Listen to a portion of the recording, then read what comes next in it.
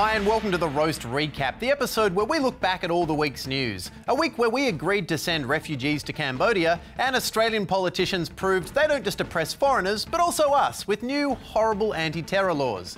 The Chinese government cracked down on Hong Kong as the ATO didn't crack down on tax minimisation by Australian companies.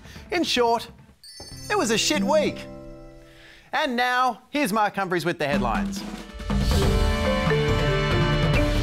The ABC's international broadcasting service, the Australia Network, has been taken off air, and there are rumours several ABC programs will be cancelled. In the words of a niece at a Christmas party that's gotten a bit out of control, what the is happening with Auntie? On Sunday, Foreign Minister Julie Bishop appeared on ABC's Insiders program. No, not to cancel it, to bid farewell to international viewers. The Australian Network is about to close down. We have an audience in about 40 countries in the region. They'll be seeing Insiders this morning for the last time. Have you got a message for them? Yeah, the ABC could continue with the Australian Network. Could it? I swear I saw something about that in the May budget. The government will terminate the Australian Network contract with the Australian Broadcasting Corporation. I'm guessing Julie Bishop knows some way to keep doing your job, even though your contract's been terminated. Good news, Todd Carney. The Cronulla Sharks may have terminated your contract, but don't let that stop you. Just run out onto the field and start tackling people. But the Australian Network is just the beginning of the government's cuts to the ABC, as Communications Minister Malcolm Turnbull foreshadowed. Cuts have been made to the ABC in the budget, which we have said are a down payment on the review. That means we would expect more savings to be forthcoming following this process. Translation, I'm going to cut you now, but that's just a down payment on later when I'm going to stab you. The ABC is currently deciding what programs to axe to meet the savings targets, so let's take a look at what programs are reportedly on the chopping block. You've got the state and territory-based 7:30 programs such as 7:30 NT. Sorry, Northern Territory, you're going to have to get your investigative reporting from the NT News. Woman runs herself over. The Business. What better way to say Australia's open for business than cancelling a show called The Business? ABC Radio's The World Today. Sorry, listeners, today the world, tomorrow nothing. And flagship current affairs program PM. Because why do you need experienced journalists to hold politicians to account when there are commercial radio hosts who do just as good a job? That's it, baby! That is it! That is it! But most controversial of all is Lateline, the current affairs show that's been running for 24 years and is responsible for reports that helped trigger the Royal Commission into Child Sexual Abuse and revealed poverty and abuse in Indigenous communities. But hey, maybe we don't need that. Maybe we could achieve the same result with a repeat of QI. But who knows? Maybe the ABC deserves these cuts. Liberal Senator Cory Bernardi seems to think so, writing this in a piece for The Australian yesterday. The fact that the ABC continues to put forward views that are alien to most Australians and portrays them as mainstream thought suggests they've lost almost all perspective of what it's like to operate in the real world. Good news, Cory. I've found some ABC footage that's putting forward some of your mainstream views. Senior Liberal Cory Bernardi was forced to quit the front bench for suggesting same-sex marriage might lead to acceptance of bestiality. Also, Cory, in a recent Essential poll, the ABC had the highest level of trust out of all Australian institutions, only behind the High Court. But the organisation with the lowest amount of trust was political parties. I wonder why Australians don't trust politicians. No cuts to the ABC or SBS. Oh yeah, but I think we all know what would really satisfy the coalition, and that would be if the Australian Broadcasting Corporation became the Australian Broadcasting Corporation. For the roast, I'm Mark Humphries. Thank you, Mark. Geez, I hope the roast is spared from ABC's cuts. Otherwise, I'm going to have to go back to my old job of doing voluntary news satire in retirement homes. Hey, so is anyone here from the 1920s? Can I get a lift? So how about that Harold Holt? He's sure been spending a lot of time courting the squid constituency. Oh, that is too soon.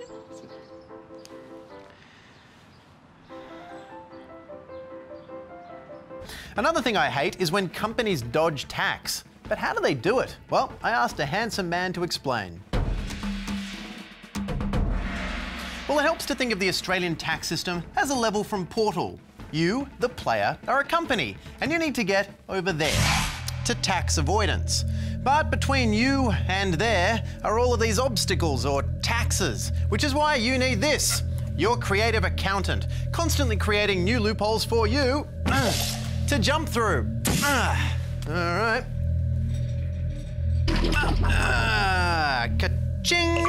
Thanks to loopholes, it's almost as if these taxes didn't exist.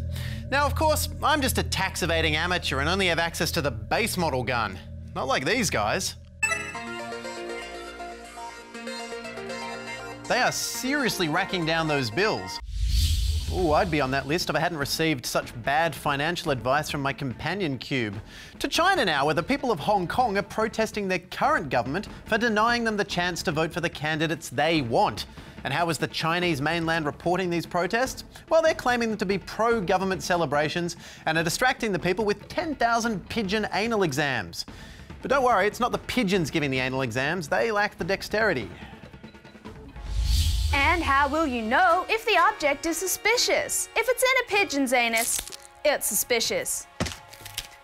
To the Chinese city of Hong Kong now, where thousands of loyal citizens have gathered to celebrate the greatness and strength of the Chinese government. There has been an impressive turnout of local residents who have banded together in honor of Chief Executive Leung Chun-ying to sing his praises, comparing him to teenage heartthrob Edward Cullen, handsome and immortal. Celebrators were treated to refreshments delivered via aerosol technology, and there was even a fireworks display for the little ones. To the weather now, and it's a good thing the revelers have all those umbrellas because a storm is coming. But don't worry, friendly police will be there to help them get off the streets, by any means possible. Next up, we remember Tiananmen Square, and who could forget that iconic image of Chinese diplomatic vehicles patiently giving way to a passing pedestrian. And staying with oppressive governments, it seems the Australian government is desperately trying to imitate China because this week they got through the House of Representatives some new anti-terror laws which, among other things, allow increased powers for spy agencies, decreased privacy online, and sentences of up to 10 years in jail for journalists who disclose secret operations to the public. Now, it was going to be 1 year's jail time until Palmer United Party member Glenn the Brick with Eyes Lazarus decided that 1 year wasn't enough.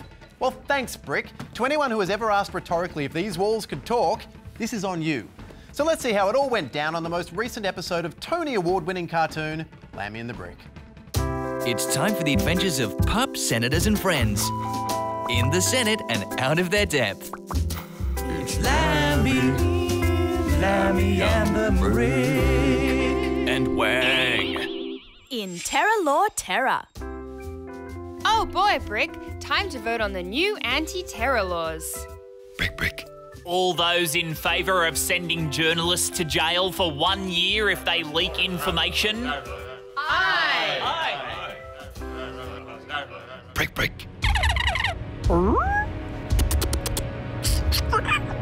10 years? All in favour of 10 years jail? Aye! You did it, Brick! You got involved in politics. Now to get rid of that pesky Burqa. Brick. It's not a free press if journals are in jail. That's the opposite of a free press. Well, I hope you all have a lovely weekend and that ASIO doesn't arrest you. Personally, I'm not that worried because I have nothing incriminating. Well, at least I won't have anything incriminating after I've shredded all these documents. Good night. Okay, get in there. That's my birth certificate. Now I was never born. Can't arrest a man who wasn't born. Then we got the deeds to my house. There we go. Come find me now, ASIO. Okay, in you go. That was a letter to Santa in which I asked Santa for a jihad. Bit awkward. And there are these ones. That's printouts of selfies I took on the grassy knoll. And then my job application to ISIS. Construction company, mind you, not the other thing. Good night. Well, I've shredded everything I own. Come and get me now, ASIO. Ah, crap. Now I'm gonna have to shred myself.